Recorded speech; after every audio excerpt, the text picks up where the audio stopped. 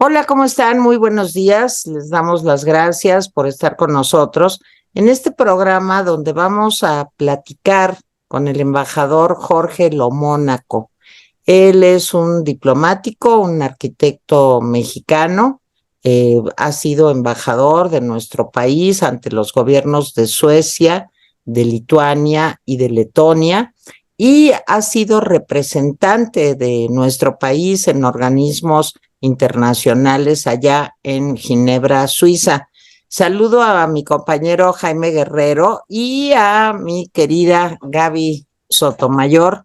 Ella está desde allá, desde Ginebra, y me imagino que el embajador también. ¿Tú también estás allá, Jorge? En España, a las En órdenes. España, Sí, en también, España. nomás déjame completar, Tere, después de haber sido representante mexicano ante los organismos internacionales en Ginebra, fue embajador permanente ante la Organización de Estados Americanos, pues desde octubre de 2017, entiendo, y luego renunciaste, ¿no, Jorge? Así es. Bueno, tuve un puesto más porque aguanté un par de años con esta administración y después, si quieren, podemos hablar de por qué aguanté un par de años y después por qué renuncié en Estrasburgo ante el Consejo de Europa. Ese fue mi último puesto. Desde ahí renuncié hace casi justo 2 años. Justo dos Pues, años. Gaby, tú tienes la palabra porque, digo, eres anfitriona de este espacio, nos ayudaste a tener la entrevista del día de hoy con el embajador. Adelante, Gaby. Gracias, Tere. Bueno, pues sí, me tocó trabajar muy de cerca aquí como periodista, cubriendo pues todo lo que estaba haciendo México en Naciones Unidas, en el Consejo de Derechos Humanos. El embajador también fue de los que empezó, por ejemplo, en el Consejo con el Grupo de Lima, eh, cuando empezaron a haber tantas denuncias sobre la situación en Venezuela. Bueno, hubo muchas cosas en las que pues tuve contacto con el embajador y bueno, después él se fue a Washington, pues ahí más o menos le seguí la pista y de repente sí, después de estos 2 años que está en el Consejo de Europa, de repente ya no estaba. Y entonces, pues a mí sí me gustaría empezar a que nos diga qué pasó. ¿Por qué aguantaste tanto? Bueno, ¿por qué aguantaste 2 años? Y después, ¿qué pasó? ¿Por qué renunciaste?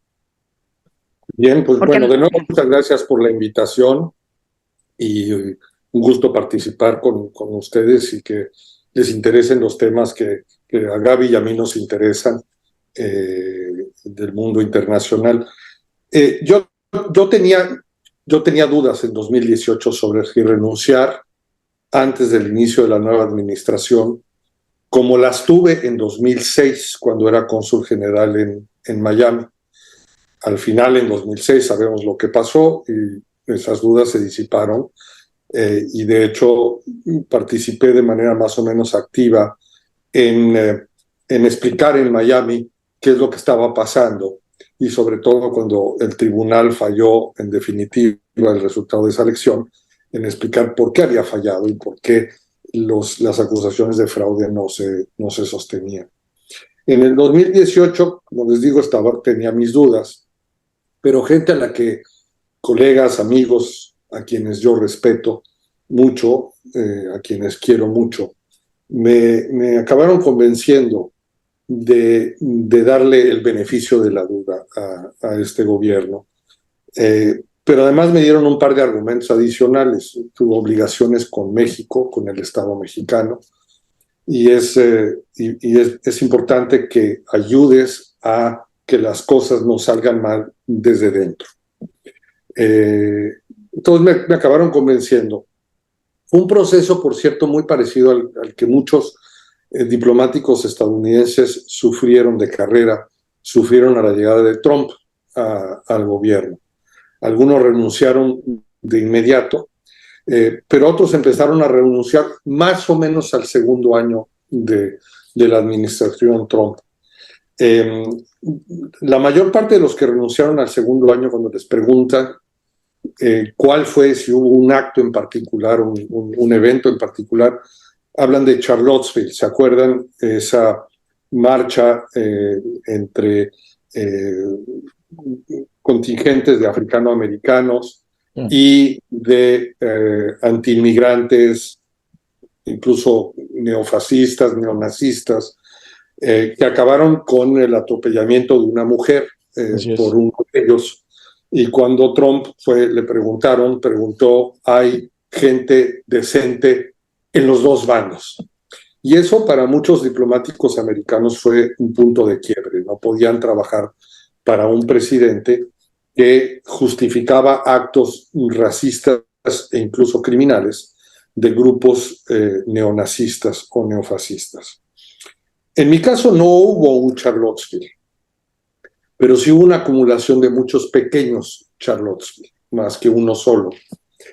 Si me hubiera esperado algún tiempo más, quizás un par de años más, pues ahora sí ha habido varios Charlottesville, del tamaño de Charlottesville. Claro. Parece que hay uno por semana últimamente. Se han acelerado los acontecimientos, pero entonces ya se habían acumulado en esos 2 años suficientes eventos como para que yo considerara que no podía seguir representando sin entrar en conflicto con mis propios principios y mi propia conciencia a este gobierno. Lo que yo lo llaman otros, las líneas rojas. O sea, se había cruzado una línea roja. ¿Qué es la línea roja? Las líneas rojas son personales. Nadie puede imponer, no existe una línea roja que imponga nadie a nadie. Son personales, son las mías, durante esos 2 años se cruzaron varias líneas rojas mías y por lo tanto consideré que era imposible seguir representando al gobierno de López Obrador. Eso no quiere decir que en mis 30 años no tuviera yo diferencias con los gobiernos en turno. Claro. Diferencias que peleé en muchos casos, instrucciones que logré convencer que fueran modificadas, algunas las perdí y acaté la decisión final, pero salvo una ocasión en 2011, finales de 2011, nunca cruzaron una línea roja en esos 3 años, excepto en esa ocasión en 2011, cuando me rehusé a acatar la instrucción y pedí que me relevaran de la jefatura de delegación de México en una reunión internacional en Nueva York, en Naciones Unidas, de la Corte Penal Internacional. Me permitieron regresarme a La Haya, yo era embajador en Holanda entonces, vicepresidente de la Corte Penal Internacional, y bueno, eso no llevó a un rompimiento. Yo no acaté la instrucción, me toleraron que me fuera, la instrucción se cumplió, pero no la cumplí yo, pero o sea, sí fue una línea roja, y cuando hubo esa línea roja yo me negué a hacer. En el caso de este gobierno fueron muchas líneas rojas, ninguna que me involucrara personalmente, pero sí que me impedía con la frente en alto decir que yo era embajador de México. Tere, Jaime. Muy bien, no te oyes, Tere. Bueno, yo quiero preguntar una cosa. Ahora veo, por ejemplo, entiendo lo de las líneas rojas y entiendo la comparación con aquel hecho de la historia reciente de Estados Unidos. Y sí, comparto que casi cada semana tenemos un equivalente en México, por desgracia. ¿Cómo un embajador con años de experiencia ve la actual política exterior mexicana? O sea, por ejemplo, en el caso de la guerra de Ucrania, que parece que hay por lo menos dos posturas. En el caso de Perú, que parece que hay una postura pues muy absurda, grave, intervencionista, pero bueno, yo no soy un especialista. Sí me gustaría que Jorge Lomónaco, que pues tiene una trayectoria larga, nos platicara sobre estos dos temas que me parece que son importantes. Y nosotros hemos dicho, Teresa, por ejemplo, déjame decirte, Jorge, te cuento un chisme de Teresa, pero que no lo oiga, siempre está atenta a lo que pasa en el exterior, siempre está atenta a lo que pasa en Europa, lo que pasa en España, lo que pasa en Estados Unidos, y ella sí tiene esa visión. Esta pregunta te la debería hacer ella, pero ya te lo hago yo. ¿Qué pasa con la política exterior mexicana, sobre todo en el caso de Ucrania, en el caso de Perú? Gracias, Jaime. Antes de entrar en eso, aprovecho la pregunta para aclarar que mis líneas rojas no son de diferencias de política exterior, son asuntos de principios y valores. Ok. Defensa de los derechos humanos y de la democracia. Porque no puede, si las líneas rojas no pueden ser ideológicas, si uno es un funcionario de carrera. Eso no quiere decir que no tuviera tenga serias diferencias con las políticas en materia de política exterior. Pero las líneas rojas son mucho más serias, son mucho más de fondo, son Claro. con el compromiso con el Estado de Derecho, la democracia y los derechos humanos. Porque además esos son asuntos para mí personales que mamé en casa. Yo soy hijo de refugiados de la Guerra Civil Española, que sufrieron en carne propia una guerra civil y una dictadura. Pues para mí eso es más que izquierdas y derechas, es autoritarismo versus democracia. Ahora, en materia de política exterior, además de que hay diferencias de políticas, sí observo una gran falta de profesionalismo, falta de conocimiento de política exterior, y no me refiero a la Secretaría de Relaciones Exteriores. Los diplomáticos de carrera, los profesionales, están haciendo su chamba y la hacen lo mejor que pueden, dadas las circunstancias, y logran sacar pues las resoluciones y las elecciones de rigor, vamos a decir así. El problema es cuando se dictan políticas desde la mañanera sobre cuestiones de mayor importancia que las que se discuten normalmente en un órgano secundario de Naciones Unidas o de la OEA, e implican daño a la posición de México, al prestigio que México se ganó en materia de política exterior en el mundo durante varias décadas, donde empiezan a ver a México como un país poco serio, poco confiable. Eso es importante. En política exterior y en diplomacia, la confianza es fundamental. Desde luego la palabra, pero sobre todo la confianza, el saber que se puede contar con este país en tal o cual circunstancia, que no va a haber cambios repentinos de posición, que las posiciones que se fijen no van a estar no van a ser establecidas con base en intereses electorales o políticos internos de corto plazo, de grupo, o peor aún, personales de un solo individuo. A diferencia de la capacidad que el presidente ha tenido para imponer buena parte de su agenda internamente, ¿por qué? Por la acumulación de poder, por el apoyo irreflexivo de la bancada, por la pasividad de muchos actores que dejaron pasar muchas cosas, empieza a suceder cada vez menos, y por muchísimos eventos de extorsiones y presiones. En política exterior el presidente ha acumulado fracasos uno tras otro, y los podemos enumerar uno tras otro. Fracasó en su intento de impedir la reelección de Almagro en la OEA. Acaba de fracasar en el intento de echarlo de la OEA, cuando hubo otro intento por echarlo.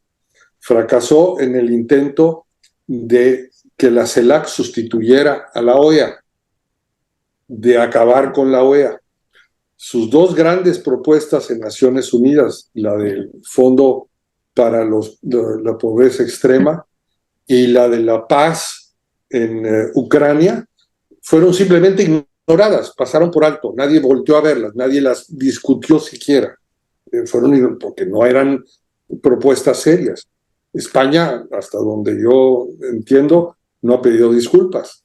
Tenemos un pleito innecesario, injustificado, con Perú. Y así se pueden acumular no logró el presidente, pese al chantaje, que se invitaran a las 3 dictaduras a la Cumbre de las Américas. Tenemos una relación muy tensa con Estados Unidos, que si no ha escalado a mayores es por la infinita paciencia del presidente Biden y por el hecho de que el presidente López Obrador le está haciendo el trabajo sucio en materia migratoria. Entonces, si vemos el listado de iniciativas de política exterior, son fracaso tras fracaso tras fracaso. Y eso es porque el presidente no está acostumbrado a tratar a los otros, no está acostumbrado a convencer, él está acostumbrado a imponer, él establece relaciones verticales con sus interlocutores. En política exterior eso no se puede hacer, en relaciones internacionales eso no puede hacerse. Hay que tratar a la contraparte como una par, como un igual, hay que convencer y hay que negociar. Ninguna de esas cosas las hace el presidente. Yo no sé si no las sabe hacer o no le interesa hacerlas. A veces me da la impresión que simplemente no sabe convencer, él sabe imponer. Y por supuesto, los actores internacionales no están dispuestos a cuadrarse como si fueran diputados de Morena, que no le cambien una coma a sus iniciativas. En el caso de Ucrania, en concreto, lo que hay es, a mi juicio, una nostalgia, como hemos visto en muchos otros ámbitos de la política interna y de política exterior, una nostalgia por la Unión Soviética, un sesgo ideológico, el pensar que Putin es de izquierdas y que es de ese nivel absurdo. Recordarán que en alguna mañanera incluso el presidente habló de la Unión Soviética en vez de Rusia. Evidentemente un faux pas le traicionó el inconsciente, porque él piensa en Rusia y se imagina la Unión Soviética y ve a Putin y ve a un secretario general del Partido Comunista. Tiene esa debilidad y esa nostalgia, como la tiene también, igual que la tiene Trump, por lo que llaman los hombres fuertes. Les gustan los hombres fuertes, les gustan los hombres que como él, como Modi en el caso de India, quien lo tiene como referente simplemente porque de acuerdo a esta encuesta Patito le gana en popularidad, pero si conociera un poco más a Erdogan o a Orbán en Hungría, estoy seguro, y desde luego le encanta a Trump, o sea, lo sigue defendiendo. O sea, tiene una debilidad por los hombres fuertes, por los hombres que no respetan los equilibrios de poderes, los contrapesos, la defensa de la democracia, etcétera, etcétera. Bueno, en el caso de Perú, para terminar con los dos casos, Jaime, que en concreto me pusiste y que yo aproveché para dar un paseo más general, pues tenemos la mejor expresión de la no intervención a contentillo. Es decir, ahora sí, ahora no. Entonces, no intervengo con los dictadores amigos en Venezuela, en Nicaragua y en Cuba, porque yo respeto muchísimo, pero en Perú y en Bolivia me meto hasta la cocina, y en Estados Unidos también. Es decir, yo quisiera saber cómo reaccionaría el presidente López Obrador si el presidente Biden saliera en una mañanera suya de Biden a decir que no voten por tal o cual candidato de Morena. ¿Qué pensaría? O de cualquier otro partido. ¿Qué pensaría el presidente López Obrador? A mí no me parece mal que México tenga opinión sobre asuntos internacionales, incluso sobre asuntos internos, porque no se puede defender la democracia y los derechos humanos sin levantar la voz y denunciar violaciones, erosión a la democracia o violaciones de derechos humanos. A mí no me parece mal.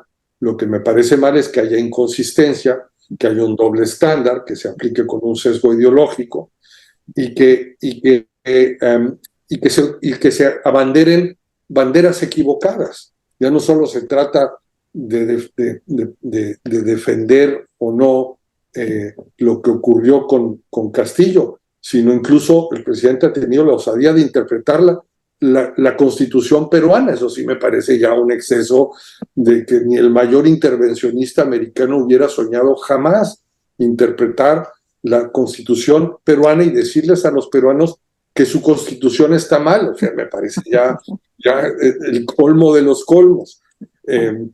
Y después no tocar ni con el pétalo de una rosa a Maduro o a Daniel Ortega o al régimen cubano.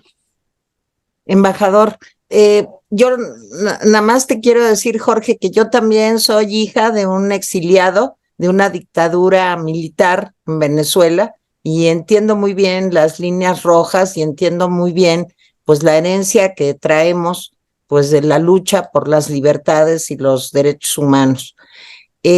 Ahora, hay un tema que tú ya has mencionado, embajador, hace un momento, que yo creo que es para mí fundamental en la política exterior mexicana, y es el tema de cómo México se ha convertido en el muro de Trump, en el muro de Biden, violando los derechos humanos de no solamente migrantes, sino de refugiados también, y finalmente de seres humanos que veía yo en México hoy en la mañana un reportaje sobre la situación de grupos de migrantes en Baja California y realmente lo que estamos viviendo en México todos los días es una masacre también con estas personas que no tienen dónde comer, no tienen dónde dormir.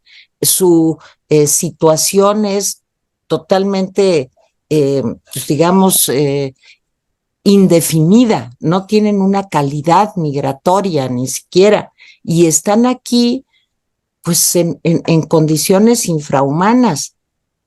Para mí, y me gustaría muchísimo que tú nos lo explicaras, es el problema más serio de la política exterior mexicana, porque ha habido una complicidad tanto del presidente López Obrador como de la Cancillería en aceptar estos mandatos pues que llevan a que México cambie totalmente su puesta en escena, y más que puesta en escena, su política exterior de a de veras en nuestro país. ¿Qué pasa ahí, Jorge?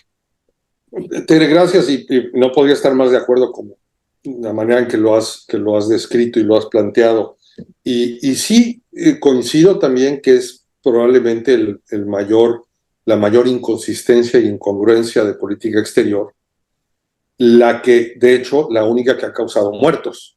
Sí, porque todo el listado al que me refería antes, pues en el fondo hay consecuencias, en mi opinión, serias, graves, porque no hay nada peor que un actor internacional pierda la confianza y deje de ser tomado en serio por el resto del mundo.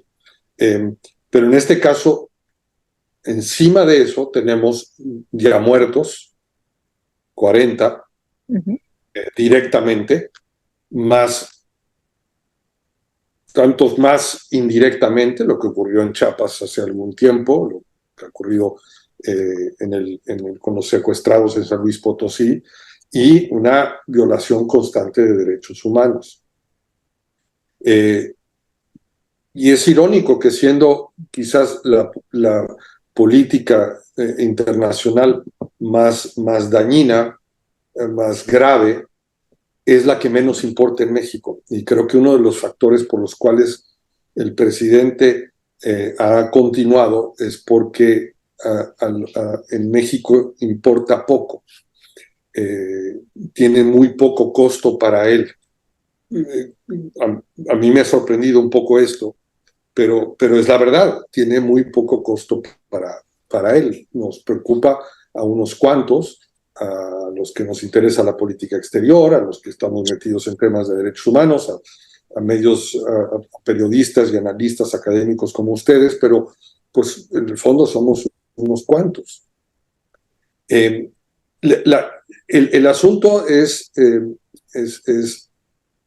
tiene una serie de problemas y las causas originarias de la violación a los derechos humanos, de la muerte, de la situación en la que estamos, tiene que ver con lo que pidió el gobierno de Estados Unidos en su momento, Trump, como bien apuntaste, Tere, ratificado, por cierto, por Biden, de quien esperábamos otra cosa, y la aceptación de México con varios agravantes. El primero de ellos es que se les llena la boca al decir con orgullo es que no aceptamos ser tercer país seguro, como si ese hecho fuera el hecho vergonzoso. De hecho, en las circunstancias actuales, ojalá fuéramos tercer país seguro, porque el tercer país seguro recibe en contraprestación algo, el país, a cambio de hacer ese trabajo sucio. Es el caso de Turquía, es el caso en algún tiempo lo hizo Libia, lo ha hecho Túnez, lo ha hecho Argelia. Hay una contraprestación, la que sea. En el caso turco fue muchísimos millones, miles de millones de euros y un trato diferenciado para los ciudadanos turcos en el acceso al espacio Schengen en Europa. Incluía también algún tipo de ruta hacia el acceso de Turquía a la Unión Europea. Eso ya está fuera no está en la mente de nadie, ni de Erdogan ni de los europeos, pero lo otro sí. Y esos miles de millones, 6.000 millones de euros, acabaron beneficiando pues, al pueblo turco, a la nación turca, porque se utilizaron precisamente para poder hacerse cargo de los migrantes y de los solicitantes de asilo sirios y de otros países que se han quedado refugiados en Turquía. México decidió no aceptar ni siquiera esa contraprestación, a pesar de no estar preparados. O sea, la razón, la explicación de origen de por qué se violan los derechos humanos, además de una falta de cultura y una falta de compromiso, especialmente en el INAMI con los derechos humanos, falta de entrenamiento, etcétera, etcétera, es que no hay condiciones, no hay dinero, no hay espacio, no hay infraestructura, no hay. Y México muy dignamente decidió no aceptar dinero que pudiera haber sido utilizado para tratar mejor a estos migrantes asilados, etcétera, etcétera. Sí ha habido una contraprestación de parte de Estados Unidos, no para México, para Andrés Manuel López Obrador. La contraprestación es para él en lo individual. Y es que a cambio de hacerle el trabajo sucio, la administración Trump en su momento y ahora la administración Biden mira hacia otro lado ante la violación de derechos humanos, la erosión de la democracia, incluso la violación del TEMEC y la falta de respeto al Estado de Derecho. Esa ha sido la contraprestación valiosísima para el presidente López Obrador, pero ha sido una contraprestación para él en lo personal, para su proyecto político, no para México. Sí, bueno, lo que dices, bueno, pero entonces a costa de todo lo que está pasando con los migrantes, 40 muertos y lo que sigue, el presidente no le importa mientras tenga este pago personal, digamos, a él, vamos a mirar a otro lado y ok, López Obrador, haz lo que quieras mientras me cuides este problema de los migrantes. Me parece, pues, sí, me parece muy preocupante, muy serio. Y a lo que estabas diciendo de esta falta de confianza en México, porque la confianza se tardó mucho en ganarse, este servicio exterior, el servicio exterior mexicano, los diplomáticos, o sea, ¿qué nivel tenía el servicio exterior mexicano, los diplomáticos aquí, bueno, Ginebra, y de repente, pues no hay confianza, pero ¿cuánto se va a tardar o cómo se va a recuperar? Si es que se va a recuperar esa confianza, qué difícil. Y después me gustaría hacer una pregunta sobre la OEA particularmente. Bueno, como todo en la vida, cuesta mucho más trabajo construir que destruir. Lo que se construye en décadas se puede destruir en una noche. No ha sido el caso de la confianza. Se construyó durante décadas, pero se ha destruido a lo largo de 5 años, poco a poco. Nos va a tomar mucho tiempo y mucho trabajo recuperar esa confianza, y ese va a ser uno de los retos principales que va a tener el próximo gobierno, que espero que lo asuma y se aboque a recuperar la confianza y recuperar los espacios que disfrutaba México.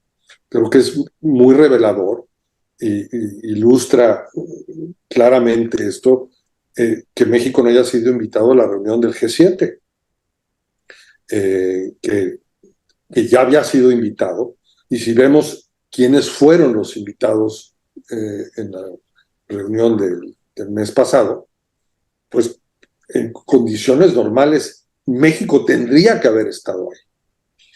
El acuerdo global de México-Unión Europea, que se ha ido atorando, no nos debería sorprender que la Unión Europea, los actores centrales, prefieran esperarse, como Citibank, al 2025 para tomar acción, para ratificar el acuerdo global, porque es importantísimo tener confianza en el socio, en el aliado. Y México ha dejado de ser confiable. Perdón. Perdón, Gaby. Jaime. Adelante, Gabriela, por lo de la OEA me interesa a mí porque creo que mi pregunta va a estar relacionada con eso. Sí, bueno, a ver, yo no entiendo qué pasa con la embajadora de México en la OEA. Si nos puedes explicar esta conducta, porque ella es una embajadora de carrera, no es así inventada, ¿no? Como otras embajadores que ha enviado el presidente. Pero esto último que pasó de que yo no me siento y esta conducta, yo también hace tiempo escribí sobre la embajadora y que se puso a gritar, pues, insultos hacia España en una ceremonia. ¿Qué pasa? O sea, ¿qué está pasando? ¿Y por qué la OEA, o sea, por qué tanto odio de López Obrador y toda esta gente, Nicaragua, Cuba, con la OEA? ¿Qué pasa ahí? Sí, ahí lo que vimos la semana pasada, y que por cierto, como bien señalas, entiendo que no es la primera vez que ocurre, es la primera vez que trasciende ampliamente a los medios, incluso los medios convencionales, tradicionales. Es lo que pasa, es reflejo de que México está muy solo, está aislado en la OEA. Y eso es muy notable de un gobierno que planteó, como se plantea cada 6 años, un poco sin mucha reflexión, recuperar el liderazgo de México en América Latina. Todos los gobiernos de todos los colores, eso está incluido en su programa de gobierno con copy-paste, sin mayor reflexión. Pero digamos que este gobierno tenía, como en muchas materias, pues algo más de credibilidad respecto a mirar al sur, y resulta irónico que tras 5 años México esté tan solo. Y eso, lo que vimos la semana pasada, es que México se quedó solo lo acompañó al final Bolivia. Ya las reacciones, eso hablan de la personalidad de cada quien. Ahí hubo errores de timing en diplomacia, y particularmente multilaterales, El timing es importantísimo, hay que saber cuándo hacer las cosas, de tono, muy importante el tono. Se pueden decir cosas muy duras sin faltar al respeto, sin levantar la voz, sin ser grosero. Pero sí demuestra un poco la desesperación de un representante de México que se da cuenta que México se ha quedado muy solo, al punto que los países que acompañaban la posición de no aumentar el presupuesto, esto fue una batalla para no aumentar el presupuesto de la OEA. Y eran varios, eran Colombia, eran Chile, era Costa Rica, era Argentina. Cuando ellos, además de México y Bolivia, cuando esos países, desde mis épocas, eran muy resistentes a aumentar el presupuesto, porque un aumento por la escala de cuotas son los países que más sufren. Cualquier aumento no se van a los mayores contribuyentes, que son 4, México, Brasil, Estados Unidos y Canadá, ni tampoco a los hasta los menores, de menor contribución, algunos de los cuales pagan el mínimo, y que un aumento en el presupuesto no tiene ningún efecto, son los de en medio, precisamente Colombia, Perú, que en este caso no estaba metido en esa batalla. O sea, ellos estaban peleando realmente por un tema de dinero y de presupuesto y de cuotas. Cuando esos países, salvo Bolivia, cuando Chile, Costa Rica, Colombia y Argentina se dan cuenta que la motivación de México no era la misma, no era presupuestal, sino era dañar a la organización, acabar con la organización, como es lo que se ha dedicado a hacer el gobierno, y no estoy revelando ningún secreto ni exagerando, lo ha dicho el presidente en la mañanera, el que cree que debe desaparecer la OEA. Entonces, cuando se dan cuenta que la posición de México no es sobre el presupuesto, sino es para dañar a la organización, se desmarcan y dejan a México solo. Bolivia acompaña a México porque Bolivia es el único que ha acompañado a México desde que regresó el partido bajo la influencia de Evo Morales, y que le están eternamente agradecidos a México pues por el rescate heroico, pero sobre todo por haber cuestionado que la misión de observación electoral de la OEA hubiera levantado la voz y denunciado el fraude de Evo Morales. Entonces, bueno, Bolivia estará pegado a México en agradecimiento por eso, ciegamente en todo lo que México, pero son dos países. Los caribeños, que solían ser al principio de este sexenio, países que simpatizaban mucho y que pensaban que el gobierno de López Obrador iba a abrirles espacio, han ido dejando a México solo. Y quien le respondió fue el embajador de Barbados, con una dignidad extraordinaria, porque se sintieron directamente atacados por la actitud y los adjetivos y las acusaciones que hizo. Bueno, yo quiero preguntar, y sería mi última pregunta en aras de tu tiempo, Jorge. Yo creo que el presidente López Obrador, si algo lo caracteriza, es su añoranza de los años 60. Me parece que tú lo has puntualizado bien. Este México en donde el PRI lograba el control completo de todo, donde pues había un crecimiento de 6% que pues se va a quedar en sus buenos deseos no realizados, pero en aquel entonces pues era el 6%, y donde México era reconocido con cierto o mucho o poco liderazgo en América Latina. Sí que simpatizaba con la Unión Soviética, que simpatizaba con Cuba y la defendía. Creo que esta añoranza es la que ha servido como punto de referencia tanto en política interna como en política externa. Lo cual no tiene nada de malo si eres novelista, pero es muy malo si eres un presidente de un país. Ahora, todo este asunto de pelearse con Perú, de defender a Cuba, invitarlo a las fiestas patrias, al dictador en turno, pues tiene dos lecturas, o sea, tiene dos destinatarios. Uno, un destinatario interno, mucho me temo que son compañeros generacionales que todavía añoran esa política externa que ya no existe. De veras, tú lo que dices es cierto, es risible que crean que Putin es comunista, ¿sí? Y por otro lado, la pretensión soñada de ser un líder en América Latina.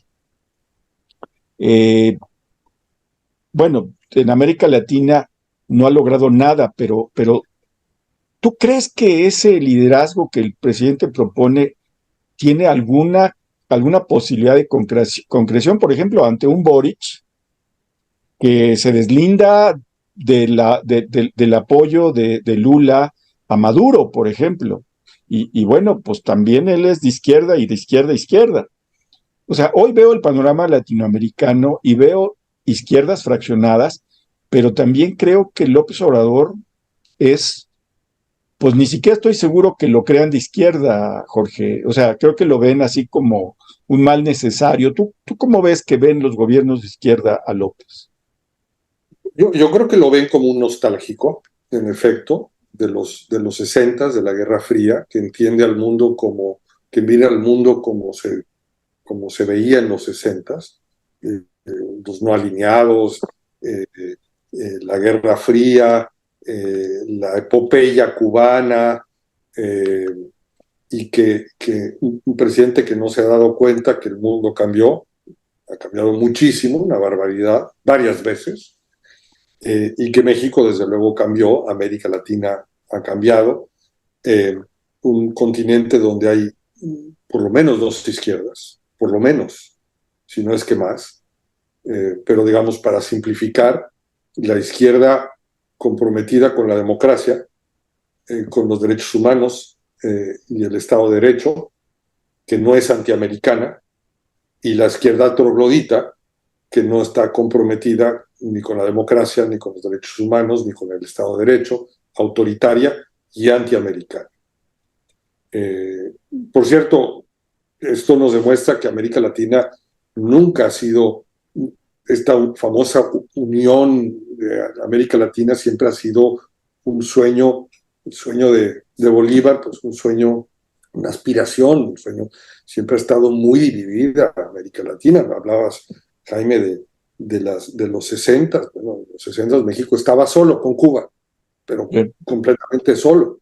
En los 70 eran las dictaduras militares por todo el continente, excepto México, pues bastante solo. Es decir, las cosas empezaron a cambiar cuando América Latina, los distintos países se fueron deshaciendo de sus dictaduras, empezaron a migrar hacia la democracia, se construyeron sistemas de protección de las libertades, de los derechos humanos, llegamos a un punto creo que culminante con la Carta Democrática, firmada en Lima en 2001, el 11 de septiembre de 2001, por cierto, que sería impensable ahora. Ese fue el momento de mayor unidad de América Latina, de compromiso con la democracia y los derechos humanos. Había solamente una excepción entonces, que era Cuba, y una que empezaba a construirse, que era Venezuela, pero el resto de la región estaba pues muy comprometida con esos valores. Entonces yo creo que ven a López Obrador como un nostálgico, como un hombre caprichoso, a quien no conoce. Es decir, parte del problema es que tú no puedes pretender un liderazgo si no conoces a tus contrapartes, si no te has tomado la molestia de conocerlos y darte a conocer, si no vas a las reuniones internacionales porque no quieres ser igual a los demás. O sea, las ausencias de López Obrador empiezan a ser interpretadas como actos de arrogancia. Él no se junta con los demás, no los ve iguales, pues eso no puedes ejercer un liderazgo ahí, no puedes construir un liderazgo ahí. Y sí lo ven como un hombre que no entiende la política exterior, que no entiende al mundo y por lo tanto no puede marcar rumbo a alguien que no entiende. Podríamos argumentar que lo mismo pasa en política interna, excepto que política interna, pues sí tiene quien le haga eco, quien le haga el trabajo y quien implemente sus deseos con el solo hecho de mencionarlos en la mañanera. Así, el mundo no funciona así, no puede esperar que sea así. Entonces yo veo francamente muy difícil, si no es que imposible, que ejerzan ningún liderazgo más allá de sobre Bolivia. Muy bien. Ahora, embajador, yo también es mi última pregunta. Jorge, 2024 va a ser un año muy importante para Estados Unidos. Obviamente hay un proceso electoral a finales del 2024 y ya vemos cómo se va, de alguna manera, así lo leo yo, me gustaría tu punto de vista, eh, pues cada vez polarizando más la situación política de Estados Unidos, con un partido republicano, eh, pues que parte de sus banderas es justo el tema migratorio, lo del señor DeSantis, el propio Trump, ahora Mike Pence ya dice que él también va a jugar y bueno, claro que Mike Pence parece un demócrata perfecto comparado con Trump, pero bueno, finalmente todos están corriéndose pues como más a la derecha. Por otro lado, una América Latina, pues de la que ya hemos hablado, problemas en Ecuador terribles, Perú, la situación económica de Argentina, Petro con indefiniciones, pues que hacen que se comience a dudar realmente de su compromiso democrático, desde luego Venezuela, Nicaragua, Centroamérica con un Bukele. Eh, ¿Cómo ves el 2024? Y nosotros en medio de todo esta situación, yo diría que muy complicada, con el tema migratorio, y perdón que vuelva yo a hacer énfasis en esto. Escuchaba yo ayer al presidente de Costa Rica en una entrevista diciendo que Costa Rica pues ya no puede más también con la carga migratoria, porque finalmente es un país que sí recibe, que sí apoya, que sí da empleo a los migrantes, que sí los acoge respetando sus derechos humanos, pero que también ya no puede con el número de migrantes que ahora voltean a ver Costa Rica como el lugar en donde a lo mejor encuentran un refugio. ¿Cómo ves todo esto para el 24? Bueno, eso es lo que hace justamente más preocupante en materia de política exterior la ausencia de México, la falta de confianza, la falta de seriedad de México, porque el vecindario está muy complicado, o sea, lo has descrito muy bien. Si miramos para el norte, tenemos la problemática migratoria, y agrégale el fentanilo, la crisis del fentanilo y los problemas de comercio y con la inversión. Y al sur, lo que has descrito, agregaría en tu lista Guatemala, que también está pasando por momentos difíciles. O sea, estamos viviendo en un vecindario complicado. Y por cierto, en un mundo complicado, con la invasión a Ucrania, que probablemente se extienda, yo creo que desde luego este año y seguramente más allá. O sea, el nuevo gobierno mexicano se va a encontrar todavía con un conflicto en el corazón de Europa y va a tener que tener posición sobre ello. Los momentos difíciles, las crisis también son momentos de oportunidad. Hablan de nearshoring y la oportunidad de la rivalidad con China como una gran oportunidad económica que explica este desfase entre el desastre que hay en México en todos los ámbitos, excepto en el económico, macroeconómico, diría yo. Y eso se explica en buena medida por estos reajustes que, a pesar de que las empresas no están encontrando las mejores condiciones, los inversionistas, las condiciones que deberían encontrar, pues están viniendo de cualquier manera. De ese tamaño es la ventaja que tiene México frente a esa coyuntura, desventajas frente a todas las demás. En el tema migratorio, el presidente López Obrador tiene una carta muy buena, porque la viabilidad de la reelección del presidente Biden depende de que no haya una crisis migratoria mayor, y México puede provocarla, como alguna vez la provocó Cuba en los 80s, el Marielito, que es uno de los factores que explican la derrota de Carter en su intento de reelegirse frente a Reagan. Entonces podemos ver similitudes en el pasado. Por eso es tan importante. Desde luego el presidente López Obrador ha dejado muy en claro que él apuesta por Trump, pero va a jugar con esa carta, la va a modular para que no lo toque Biden, por lo menos hasta el 24. Después vamos a ver qué ocurre. En efecto, Estados Unidos, excepto el Partido Republicano, está polarizándose. Los aspirantes están corriendo, se están radicalizando, porque tienen que radicalizarse para ser competitivos ante Trump. Después, si le lograran ganar la primaria, es posible que muchos de ellos se corran al centro, se regresen al centro, porque en esa posición radical es muy difícil ganarle la elección a Biden.